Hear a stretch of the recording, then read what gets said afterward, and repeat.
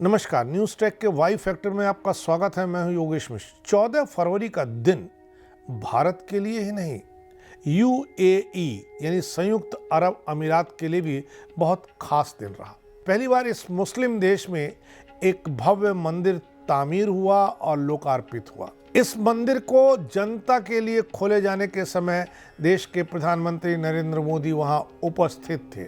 आज जब यह मंदिर अपनी भव्यता को लेकर के दुनिया भर को अपनी ओर आकर्षित कर रहा हो, तब इस मंदिर के बनने की यात्रा और इसके आर्किटेक्ट को लेकर के, इसकी सुंदरता को लेकर के हमें बात करनी चाहिए, ताकि लोग जान सकें कि इस मंदिर की खासियत क्या क्या है और यह क्यों दुनिया भर के लोगों को अपनी ओर आकर्षित करने में कामयाब हो रहा है। बोचासन वासी अक्षर पुरुषोत्तम स्वामीनारायण, इसे शॉर्ट में BAPS कह सकते हैं।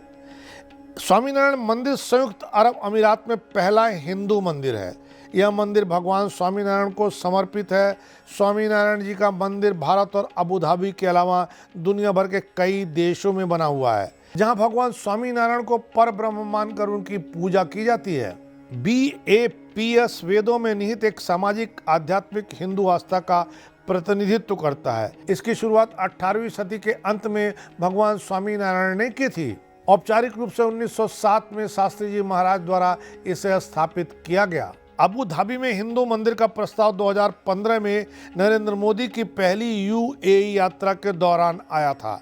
इसके बाद सरकार ने BAPS को मंदिर के लिए जमीन आवंटित की।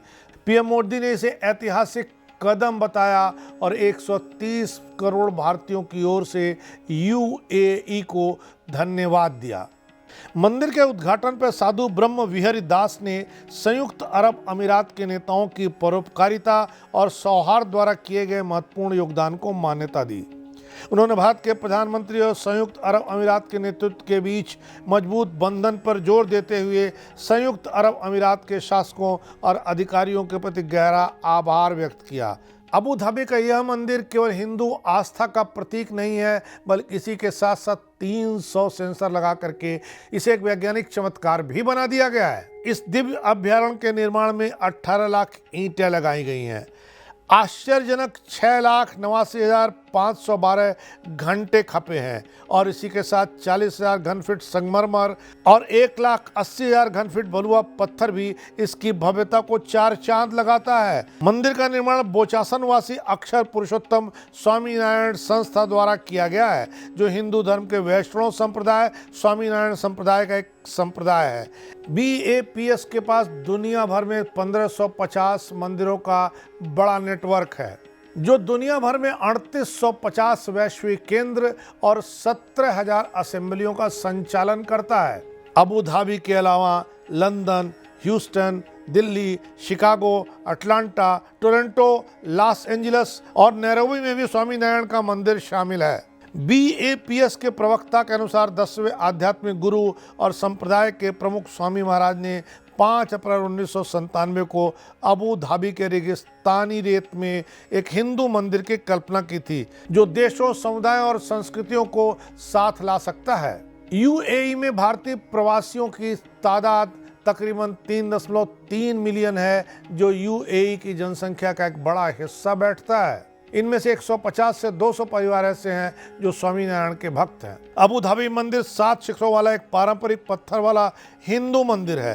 पारंपरिक नागर शैली में निर्मित मंदिर के सामने के पैनल में सार्वभौमिक मूल्यों, विभिन्न संस्कृतियों के सद्भाव की कहानियां, हिंदू आध्यात्मिक नेताओं और अवतारों को दर्शाया गया है। 27 एकड़ में फैले मंदिर परिसर में 13.5 एकड़ में निर्माण किया गया है। 13.5 एकड़ ही इस मंदिर के लिए पार्किंग क्षेत्र भी छोड़ा गया है, जिसमें लगभग 1400 कारें और 50 बसें एक साथ आ सकती हैं। 13.5 एकड़ जमीन 2019 में संयुक्त अरब अमीरात के राष्ट्रपति शेख मोहम्मद बिन जायद अल नाह्यान द्वारा उपहार में दी गई। मंदिर की ऊंचाई 108 फीट, लंबाई 262 फीट और चौड़ाई 180 फीट है। बाहरी हिस्से में राजस्थान के गुलाबी बलुआ पत्थरों का उपयोग किया गया है, जबकि आंतरिक भाग में इतावली संगमरमर का प्रयोग है। मंदिर के लिए 700 कंटेनरों में कुल 20,000 टन पत्थर और संगमरमर भेजा गया था। मंदिर के निर्माण पर तकरीबन 700 करोड़ रुपए खर्च किए गए हैं। मंदिर में 2 गुंबद भी हैं, एक सद्भाव गुंबद, दूसरा शांति गुंबद, जो पृथ्वी, जल, अग्नि, वायु और पौधों की नक्काशी के माध्यम से मानव सह अस्तित्व पर जोर देते हैं। संयुक्त अरब अमीरात में सबसे बड़ी 3D मुद्रित दीवारों में से एक हार्मनी की दीवार मंदिर के निर्माण के प्रमुख मील के पत्थर को प्रदर्शित करने वाला एक वीडियो पेश करती है। यहाँ सद्भाव शब्द 30 विभिन्न प्राचीन और आधुनिक भाषाओं में उकेरा गया है। अन्य सुविधाओं में 3000 लोगों के बैठने का एक असेंबली हॉल भी बनाया गया है, एक सामुदायिक केंद्र, प्रशासनिक भवन और इसी के साथ मजलिस स्थल भी बनाए गए हैं। MEP मिडिल ईस्ट अवार्ड्स में मंदिर को वर्ष 2019 का सर्वश्रेष्ठ मैकेनिकल प्रोजेक्ट और 2020 का सर्वश्रेष्ठ इंटीरियर डिजाइन कॉन्सेप्ट चुना गया। प्रमुख वास्तुशिल्प विशेषताओं में मंदिर की ओर जाने वाले मार्ग के चारों ओर स्थापित 96 घंटियां और गौमुख शामिल हैं। ये 96 घंटियां प्रमुख स्वामी महाराज के 96 वर्षों के जीवन के लिए एक श्रद्धांजलि हैं। इसमें नैनो टाइल्स का इस्तेमाल किया गया है, जिससे गर्म मौसम में भी पर्यटकों या श्रद्धालुओं को चलने में कोई दिक्कत न हो। मंदिर के ऊपर बाईं ओर 1997 में अबू धाबी में मंदिर की कल्पना करते हुए एक प्रमुख स्वामी महाराज के दृश्य की एक पत्थर की नक्काशी है।